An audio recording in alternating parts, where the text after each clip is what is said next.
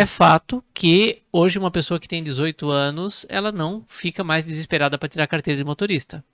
Certo. Ou muitas delas, não vou dizer todas, né? Não Não, só todas, sim. mas sim, quando nós tínhamos 18 anos, não tinha. Era lá tirar a carteira e acabou. Era o nosso sonho, né? Sim. E hoje não é mais assim. Pelo menos para, sei lá, 20, 30, 50, 60% dos jovens, né? Isso é um fato. Hoje a gente encontra muitos jovens aí de 20, 22 anos que realmente não querem ter carro, né? Mas eu percebo também um movimento que é um intervalo relativamente pequeno.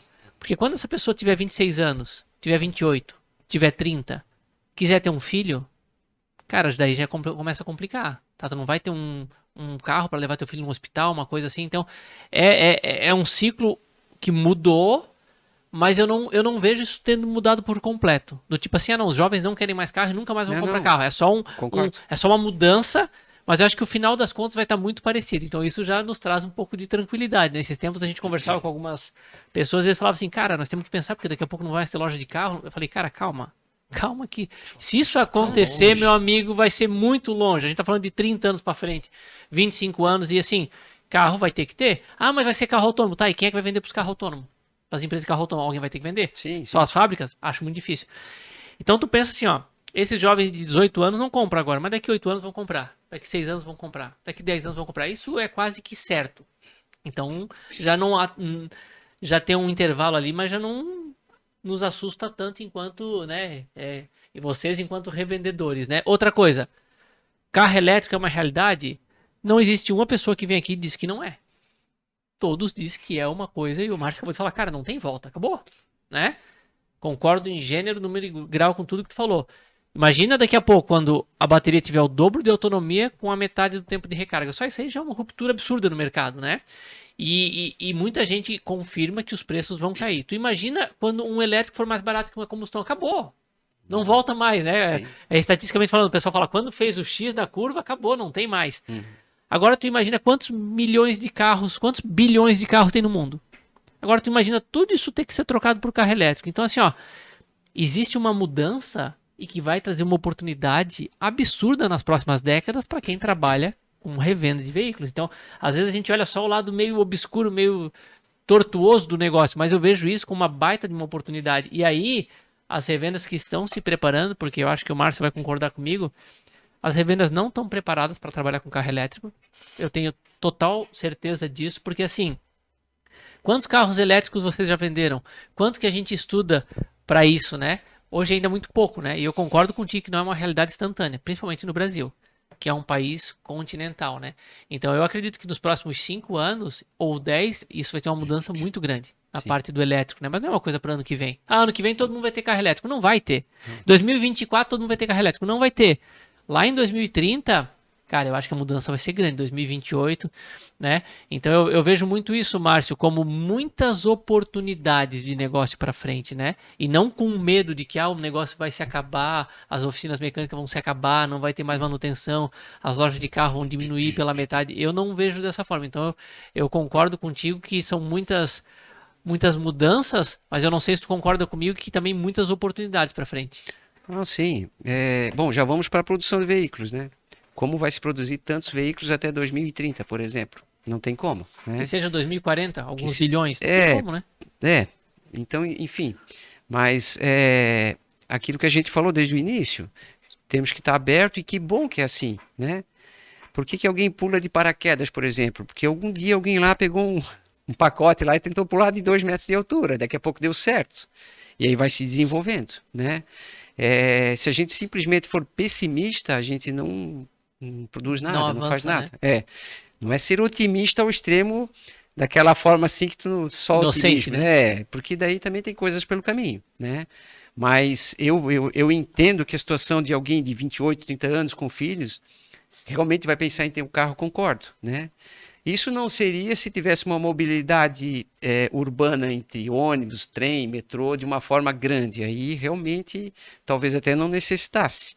Mas em grande parte ou quase todas as cidades aí que a gente conhece não tem isso de um modo geral, né? E aí precisa. E claro que aquele saborzinho de que a gente tinha lá quando era 18, 20 anos, ele diminuiu muito, diminuiu, mas ele ainda existe. né? E o Concordo. número de habitantes dos lugares também aumenta. Então, é meio proporcional, né? Sempre vai ter um jeito de fazer. Ainda bem que as mudanças sempre são em conta-gotas, né? Para que dê tempo para todos se acostumarem. Tirando Fato, a pandemia, né? O resto é em conta-gotas aí, né? A pandemia foi um grande desafio, Foi porque muito grande, dia né? 18 de março de 2020 pediram para fechar a empresa, e aí, né? E aí como se faz? Mas então, enfim, a primeira coisa é sempre manter a calma e a serenidade. Então, se existia uma organização até então, vamos usufruir dela por um tempo, vamos, né? Agora vamos vendo aos poucos o que vai se fazendo. Aí 2020 foi um ano difícil, um ano de prejuízo, um ano difícil. Mas a gente tem que entender que mudanças vêm, né? A grande tristeza de tudo que houve, que foram perdas de vidas aí gigantes, né? Mas quanto ao restante, eu digo a vocês que muito se evoluiu. Porque, assim, é incrível hoje a gente vê algumas mudanças, algumas rotinas que não eram hábitos da época e que hoje são. Claro que nem tudo é positivo, né? Ficar o dia inteiro vendo coisas no celular, às vezes aquilo não te carrega de coisas só positivas, né? Exatamente. Foi o que as pessoas faziam, inclusive nós, o tempo que a gente ficava em casa sem ter como trabalhar. Só que mesmo em casa sem ter como trabalhar, a nossa cabeça estava ali pensando de que maneira que vamos fazer isso acontecer, que tinha que ter um jeito, né? E claro que realmente 2020, mas aí veio o 21, parece que as coisas foram se encaixando um pouco. Chegou um momento em 2021 que faltava carro, de tanto que estava vendendo. Então 2021 foi um ano absurdo, foi um ano muito, muito forte no mercado de automóveis, principalmente do meio para o final. Aí com isso vem inflação, porque demanda, né? Oferta e procura, faltava produto, aumenta preço, o mercado aumenta preço, vende, daí é assim que funciona. Ruim. Se as margens colheram, né? Claro que os financiamentos, a Selic era 2 e alguma coisa, então o financiamento custava muito menos do que hoje. Era um conjunto de facilidades para vender carro. Mas o governo teve que aumentar juro, porque senão hoje a gente estaria com uma inflação aí, sei lá, de 20%, 30% ao mês. É ruim o aumento de juros, a gente diminuiu venda muito com isso. Porém, deu uma controlada na inflação, porque a inflação nunca é bom, né? Sim. Penso que a inflação é uma coisa que corrói, a gente acaba a gente se perde no que vai fazer para frente, né? Mas claro, agora aos poucos a coisa ela estava voltando novamente e tal, aí vem, sempre tem uma coisa, né? Agora foi a eleição que realmente criou uma rotina diferente, né? Aí vem as coisas do dia a dia, aí tem o pessimista, que é aquele que sempre olha tudo achando que tudo vai acabar, mas ainda bem que são poucos também, né? Não estou dizendo que a gente não tem que ter pessimismo, porque às vezes é uma coisa que está ali na tua frente e não tem o que fazer. Vai acontecer o ruim. Já é uma realidade, né? Mas, tipo, pensar que vai tu piorar. como empreendedor, assim, empresário de muito tempo, com certeza, o teu otimismo é a barra mais alta do que o pessimismo, com certeza, né? Graças a Deus, eu todo dia acordo otimista. Boa, É isso aí. Mesmo que eu sei que vai ter algumas coisas durante o dia e coisas mais fáceis ou mais difíceis que a gente tem que resolver ou que viver, né?